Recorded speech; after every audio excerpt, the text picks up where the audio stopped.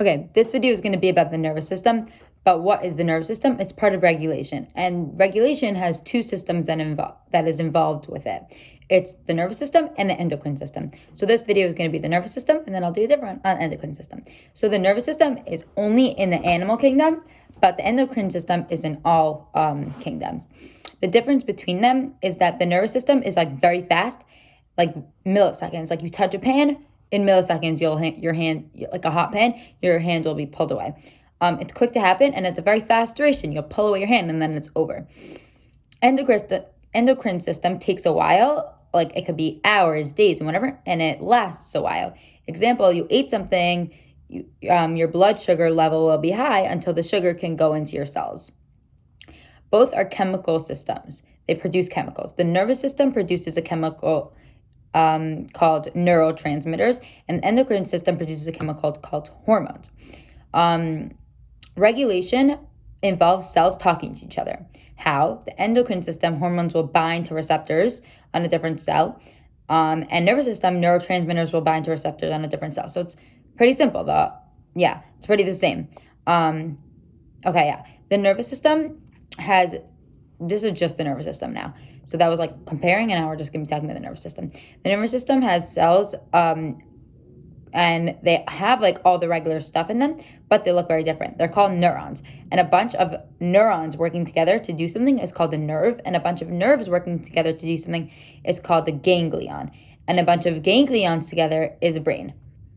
So we have this nerve picture. Can't really show you, but we have the dendrites inside they have receptor proteins for neurotransmitters that are going to come. And then it has the cyton, which is and in the cyton, it has all the regular cell stuff, like all the organelles, the cytoplasm, the nucleus, the ribosomes, and whatever. And then after the cyton is the axon. And then on the axon, it's covered with fatty insulation, like fatty cells, called myelin sheath. And then after the axon is terminal branches with vacuoles called vesicles. And inside the vesicles are the neurotransmitters. So the ribosomes from the cyton make the neurotransmitters because it's a protein. Ribosomes make protein. Okay. How do messages get sent from neuron to neuron? So we have neuron number 1 and neuron number 2. So we're going to discuss that. So the language that they message in is called an impulse. It's an electrochemical charge, meaning it involved electricity and chemical, which is proteins. And we know electricity could do communication because we have wires and whatever. That's all electricity doing communication. But how does electricity travel, in this case, from neuron to neuron?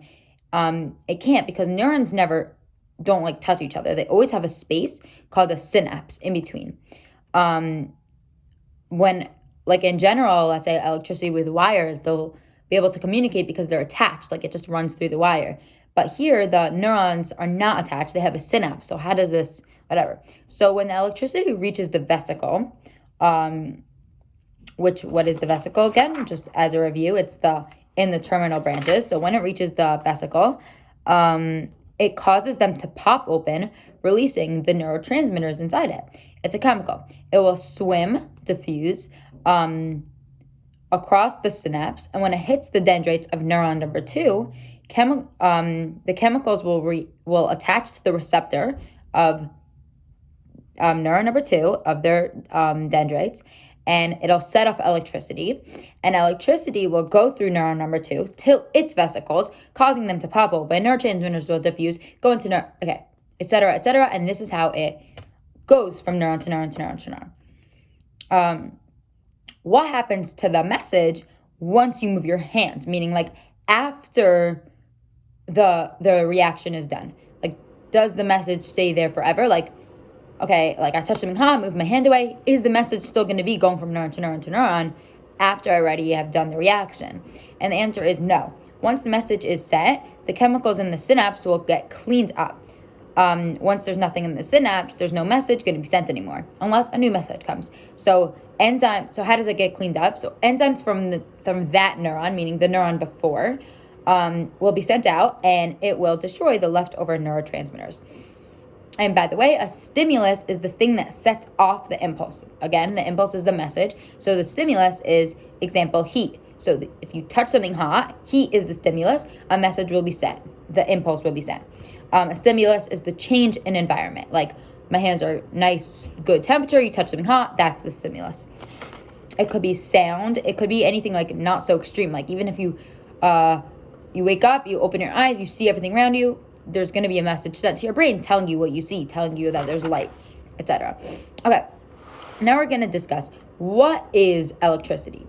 So, yeah, it's a little bit confusing. So, we have a piece of a neuron cell membrane, right? I have like a model here. Hopefully you also have one. If not, I could send you a picture or something. Okay, so we have two channel proteins.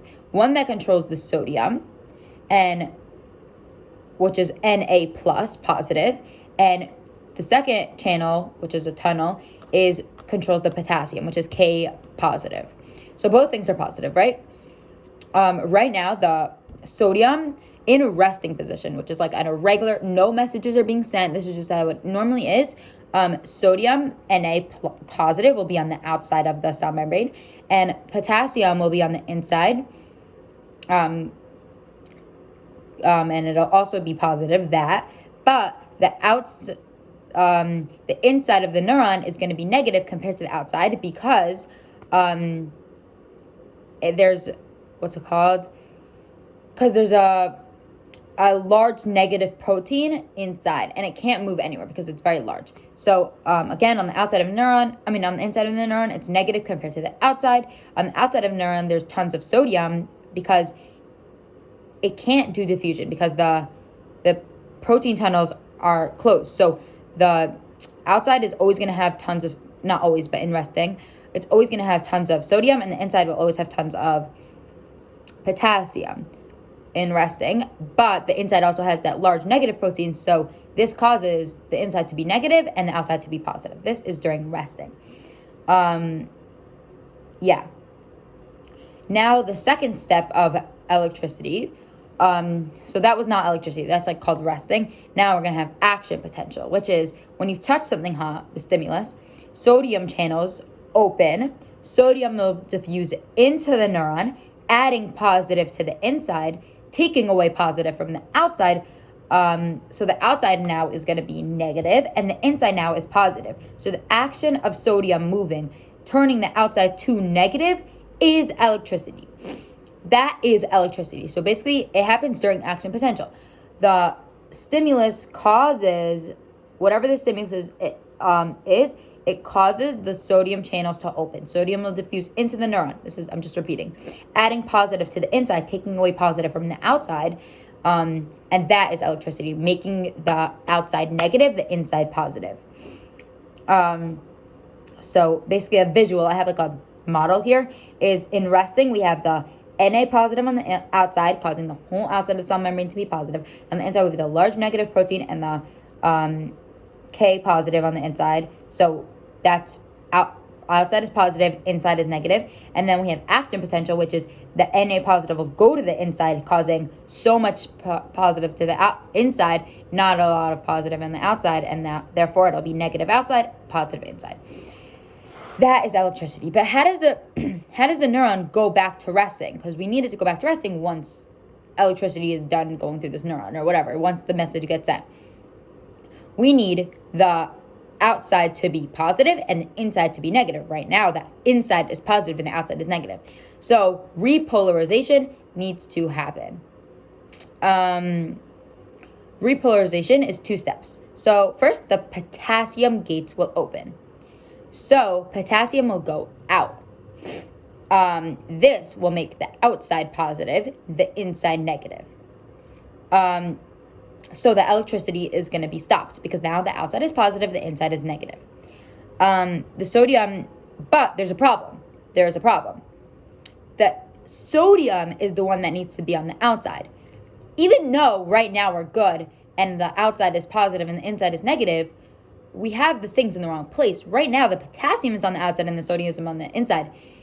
We need the sodium on the outside and the potassium on the inside. So the second part of repolarization is going to be active transport called sodium potassium pump. What is this? It's with the use of ATP, which is energy. Both potassium and sodium channels will open. Potassium will go in, then it'll lock the potassium gate. The sodium will go out, then it'll lock that sodium gate. And now everything's in the right places. Why am I saying it so weird? The sodium is on the outside, and it's positive. The potassium is on the inside, along with the large negative protein, and that makes the inside negative. So everything's on the right place, and now a stimulus can happen again because everyone is in the right places. Okay, now we're going to go into adaptation of animals for nerve responses. So actually, we're not. Too much. That's going to be in a different video. Okay.